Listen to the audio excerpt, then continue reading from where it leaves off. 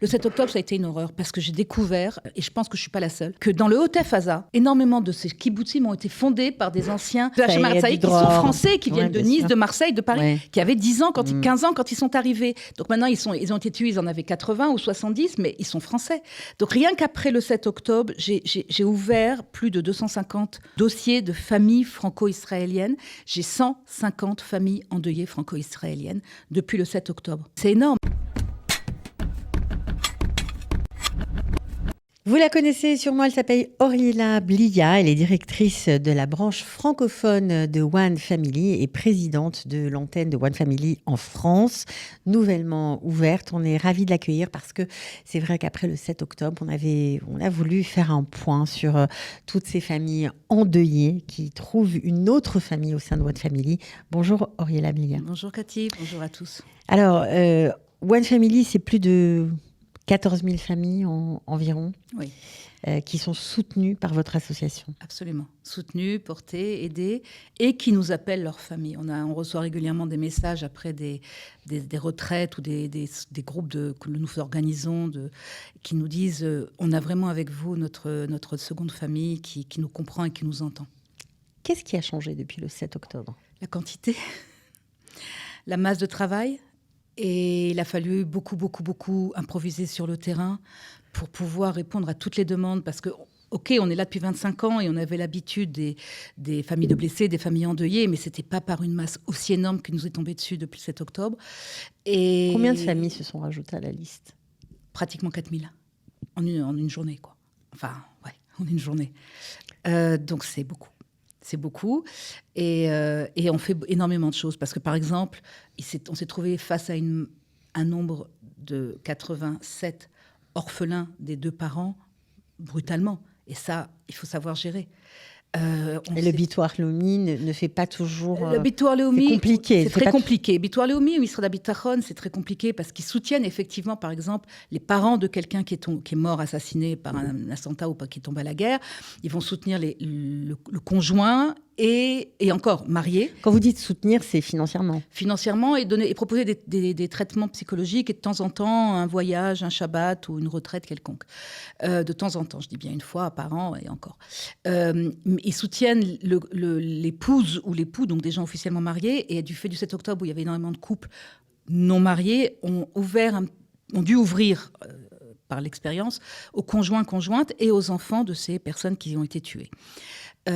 Pour les blessés, ils ne s'occupent que des blessés. Ils ne s'occupent pas des parents, ils ne s'occupent pas des frères et sœurs. Ils ne s'occupent pas des frères et sœurs, des grands-parents, de ceux qui sont morts. Et pourtant, ça, nous, on le fait. Pourtant, leur vie s'arrête. La vie s'arrête. Quand on a un enfant blessé, ou qu'il soit soldat ou rescapé de la Nova, la vie s'arrête. La vie s'arrête. Parce qu'on est avec notre enfant à l'hôpital. On ne peut pas travailler. Et ça dure. Ouais, ça dure des mois. Justement, je m'occupe d'une famille franco-israélienne.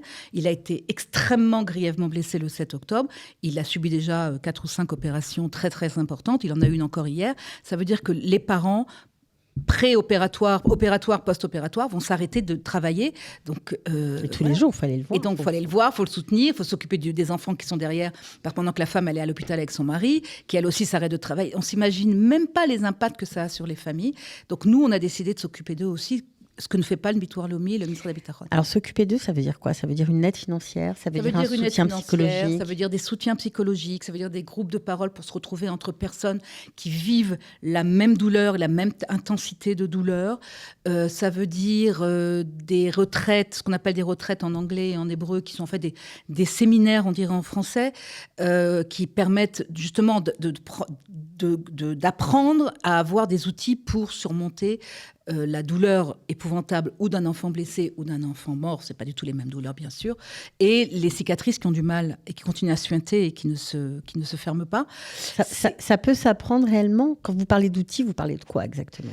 Apprendre par exemple des techniques qui viennent beaucoup de la médecine chinoise ou du paramédical, comme des techniques de respiration, des points d'acupuncture pour quand on est suffoqué par...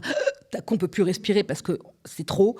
Ça, c'est des choses qu'on apprend avec des professionnels qui vont leur donner les outils pour apprendre sur moment. Voilà, je suis en train de parler, d'un coup, je peux avoir Donc, j'ai un petit point qui... c'est leur apprendre aussi qu'il n'y a pas de honte à pleurer, qu'il n'y a pas de honte à rire et à vivre et à vouloir continuer et à vouloir peut-être reconstruire une vie pour les veuves ou les veufs, ou rire quand on est l'enfant, qui n'a pas de culpabilité parce que moi je suis encore soldat mais que mon frère a été tué. C'est pas toi qui es responsable de la mort de ton frère. Même, parce que ces jeunes-là qui ont perdu un frère ou une sœur se sentent hyper responsables par rapport aux parents. Donc ils veulent tout assumer, la responsabilité. Il n'y a rien pour eux, ils ne sont pas pris en compte. Et il n'y a rien par de eux. C'est-à-dire que non, ils vont recevoir peut-être 2-3 traitements par le ministère d'Habitation ou par le Biton Léomi, et ça s'arrêtera là, quoi. Et donc, nous, on est là pour ça et on les suit et on les suivra. On aimerait bien ne pas les suivre dans 25 ans. On espère qu'on les suivra plus dans 25 ans. Mais donc, on est là pour ça. Donc, c'est ça qui est nouveau aussi cette année, on va dire en tout cas depuis le 7 octobre, c'est que vous avez élargi les cercles d'accueil. Énormément. Avant, c'était les parents, les proches. Les parents, ouais. Aujourd'hui, c'est plus ça. Non. Alors, si je fais la liste, elle va être non exhaustive.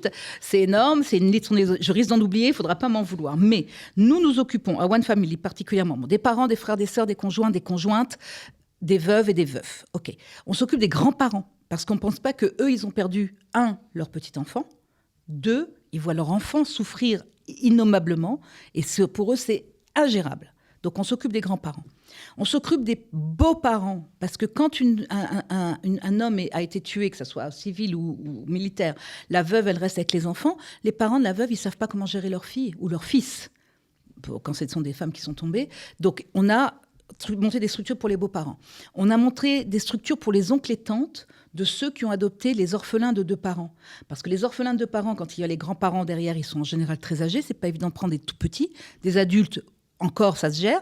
Mais des adolescents, c'est très difficile. On n'a pas à 70 ans ou à 80 ans la force de 30 ans ou 50 ans. Donc, souvent, les oncles et les tantes de ces enfants sont venus pour les adopter. Donc là aussi, il faut les entourer. Ils n'ont pas les outils. Il y a plein de choses éducatives. Parfois, on peut être frère et sœur et les familles sont extrêmement différentes. Voilà, les familles sont différentes. Il y a des problèmes dans les familles qui ressurgissent encore plus après avec le deuil. Mais ne serait-ce que dire ce que je suis pas contente après mon enfant, je crie, mais je peux pas crier. Comment je peux me dire à cet enfant qui a perdu son père et sa mère qui n'est pas le mien, je suis pas content après toi, donc il faut apprendre ce genre. Ou je suis content. Je veux dire, c'est donc l'éducation. On a créé des groupes de parole pour les conjoints et les fiancés parce que personne n'y pensait, mais elles sont en deuil aussi, ou eux sont en deuil. Ouais, parfois, ils étaient 4 ans, 5 ans ensemble. Voilà, ils avaient des projets ensemble d'avenir. Quelquefois, ou allaient se marier 4 jours plus tard, ou 2 jours plus tard, où il est tombé à la guerre, quoi. On a décidé d'offrir des groupes de parole pour les jumeaux qui ont perdu un jumeau. C'est fou, ça va très loin, quoi. Pour les triplés qui ont perdu un des triplés. On a ouvert pour les femmes qui sont, par exemple, les frères et sœurs en deuil qui se retrouvent, mais il y a celles qui ont été aussi divorcées quand le mari a été tué ou la femme a été... Vous avez vraiment pensé à tout le monde. On essaye de penser à tout le monde et je suis sûre qu'on en a oublié, mais on essaye. Il y a les blessés, il y a les soldats, les civils, etc. On essaie de penser à tout le monde. Et on essaie aussi de faire des choses dans les langues maternelles. Alors, pourquoi la branche francophone ? Parce qu'en fait, depuis l'intifada, énormément d'étudiants sont venus, de soldats, je n'aime pas dire isolés, donc Khayalim Bodedim, donc de soldats qui sont seuls en Israël. Et puis il y a eu beaucoup, proportionnellement énormément de familles qui ont été touchées avant le 7 octobre. Le 7 octobre, ça a été une horreur parce que j'ai découvert, et je pense que je ne suis pas la seule, que dans le Haut-Ef-Haza, énormément de ces kibbutzim ont été fondés par des anciens de la Shomer Hatzaï, qui sont français, qui viennent de Nice, de Marseille, de Paris, qui avaient 10 ans, 15 ans quand ils sont arrivés. Donc maintenant, ils ont été tués, ils en avaient 80 ou 70, mais ils sont français. Donc ça m'a donné... Rien qu'après le 7 octobre, j'ai ouvert plus de 250 contacts, de dossiers de familles franco-israéliennes. J'ai 150 familles endeuillées franco-israéliennes depuis le 7 octobre. C'est énorme. C'est énorme. Je m'occupe de 4, rien que maintenant, 4 Khayalim Bodedim, donc soldats isolés, grièvement blessés depuis le 7 octobre, qui sont en contact avec moi régulièrement, en soins, etc. C'est énorme. Alors, c'est un travail qui doit être émotionnellement extrêmement difficile. Non, mais c'est vrai. Je rigole. Parce que les gens vous parlent, même si vous faites de l'administratif, énormément. etc. Vous êtes là, énormément. Ils vous racontent tout. Et je suis obligée parce que, par exemple, pour les familles civiles, je répète bien, pour les familles civiles, la France a fait une reconnaissance pour les victimes du terrorisme. Donc, ils sont obligés de raconter, d'attester leur histoire. Donc, c'est à moi qu'ils les racontent. C'est-à-dire que même les bénévoles qui m'aident à remontrer les dossiers, elles ne les lisent pas parce que c'est très, très, très violent et dur. et émotionnellement. Donc, j'ai lu tous les témoignages depuis le 7 octobre. Alors, justement, qu'est-ce qui vous fait du bien lorsque vous les rassemblez dans ces groupes de parole? Il y en a un peu dans tout le pays, parce que One Family, le siège est à Jérusalem, mais vous avez ouvert dans tout le pays. On a ouvert des Beit Ram, des maisons d'accueil. On n'en avait que 2, mais on en a ouvert énormément parce que c'était obligatoire. C'est obligatoire. Ouais. Alors, qu'est-ce qui vous rassure, qui vous réconforte lorsque tous ces gens mettent leur douleur en commun, discutent, on va dire, entre gens qui se comprennent vraiment, parce qu'ils ont la même douleur. La compréhension qu'ils ont ensemble, les voir s'embrasser, se soutenir les uns les autres. C'est-à-dire tout à coup, on était par exemple Shabbat, on a offert un Shabbat que de parents endeuillés francophones, franco-israéliens. J'en avais 29 couples. On voulait que ça soit en français parce que c'était nécessaire que ça se passe en français, parce qu'il y a beaucoup de parents qui sont venus après la mort de leur enfant depuis le 7 octobre, donc qui n'ont pas encore l'hébreu comme bagage. Et c'était extrêmement extraordinaire. Ce sont des gens qui se sont jamais vus avant, qui savent qu'ils ont la même douleur. Et tout à coup, il y a une maman ou un papa qui vont, parce que c'est pas uniquement féminin, c'est aussi masculin, qui va se mettre à pleurer ou on va sentir qu'il va s'isoler. Les autres vont aller, vont lui prendre la main, et vont le prendre dans les bras, et vont pleurer ensemble. Et puis après, 2 minutes après, ils vont chanter avec nous quand on va organiser Melavé Malka, ou alors ils vont chanter, ils vont rigoler parce que il y en a un qui va raconter une blague. Et c'est ça qui nous donne des forces, c'est de les voir tout à coup accepter de venir à ce genre de Shabbat ou de voyage, se lâcher, c'est-à-dire dire des choses que peut-être ils ne diraient pas ailleurs, parce qu'ils savent que tout le monde comprend. Et comme a dit au cours de la formation de l'intervention qu'a fait le Rav Cherki, il a raconté l'histoire qui lui aussi a perdu un fils dans un attentat. Oui, bien sûr. On l'oublie parfois, mais il faut le rappeler parce que lui aussi, il a cette douleur extraordinaire parce qu'il n'en parle pas. Il n'en parle pas, et sa femme non plus. Elle était là pour consoler tout le monde, embrasser tout le monde. C'était très, très, très, très, très, très fort. Et il a raconté l'histoire de 2 rabbinim, je ne dirai pas les noms des rabbins parce que je ne voudrais pas dire de bêtises, qui disaient qu'ils se sont rencontrés et qu'ils n'ont pas échangé de paroles pendant plusieurs heures, mais que juste les regards leur suffisaient, leur silence leur suffisait. Et c'est exactement ça dans ces groupes-là. C'est-à-dire que quelquefois, vous allez faire un groupe de paroles avec un psychologue qui est là pour faire parler, expliquer et donner des outils. Et quelqu'un va pouvoir s'asseoir pendant 2 heures et pas ouvrir la bouche. Et elle va partir en disant « Merci, j'ai énormément appris », mais elle n'a pas sorti un mot. Ces personnes-là, quelquefois, ne parlaient pas, n'échangeaient pas, étaient dans le silence. Mais c'était énorme parce que ce silence les a construits mutuellement. Parce qu'ils ont la même douleur, la même chose. Et même si certains vont dire « Oui, mais moi, mon fils, il était à la Nova, alors que lui... » D'abord, à la Nova, ce sont les mêmes héros que nos soldats qui sont des héros indubitablement. Mais ceux qui étaient à la Nova...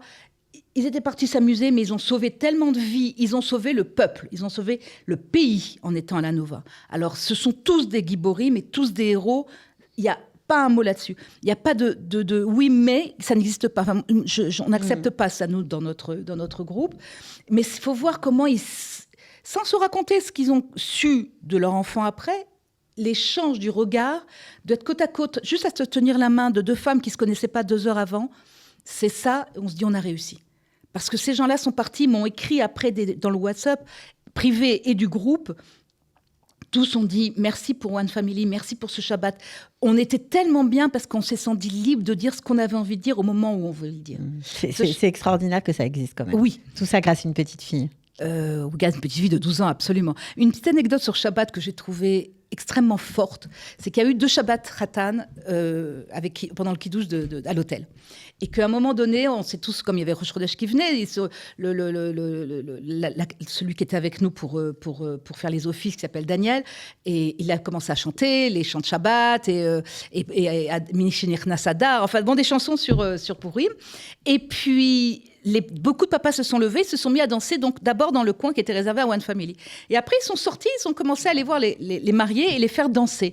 Donc bon, les gens étaient là, ils regardaient. Puis après, ça a commencé dans tout l'hôtel qui était plein, vraiment comme une traînée de poudre.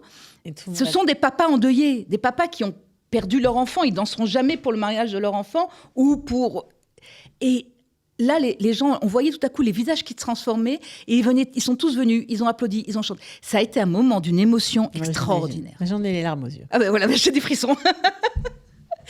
Bon, en tout cas, vraiment, bravo pour le travail. Vous faites beaucoup, beaucoup de choses pour mettre du baume au cœur de toutes ces personnes pour qui la vie est détruite, mais malgré Il faut tout, qu'elle continue. elle doit continuer et se reconstruire. Donc vraiment, c'est un travail incroyable.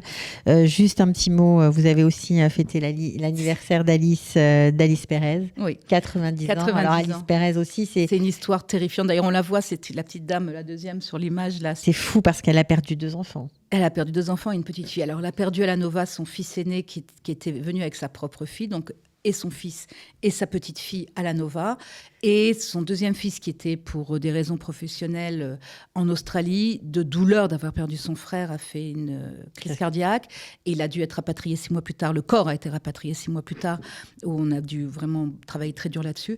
Et être très intériorisé. C'est-à-dire cette mamie qui avait à l'époque 88 ans, oui c'est ça, 88 ans, a enterré 2 enfants en 6 mois. Et elle est là, et elle nous donne des leçons de vie. Je vous jure, elle nous raconte des histoires de son passé en Algérie, en France, comment elle était cachée pendant la guerre, la Seconde Guerre mondiale, etc. Et en même temps, elle est tout le temps dans le sourire, tout le temps dans la gentillesse. Alors, on lui a fait la surprise, on lui a fait tous ensemble ces 90 ans. C'est vraiment c'était très, très beau. C'est vraiment une vraie famille. On essaye. C'est ça, non mais vraiment ça porte bien son nom. En tout essaye. cas, on était ravis de vous mettre un petit peu à l'honneur parce que vous avez énormément travaillé pendant... Non mais c'est vrai, ces 2 dernières années, vous avez été au cœur de beaucoup de choses dont les gens ne sont pas forcément au courant. Bravo pour le travail, franchement. Merci. Et pour le soutien à tous ces francophones qui le méritent. Merci beaucoup. À bientôt. Merci Cathy, à bientôt.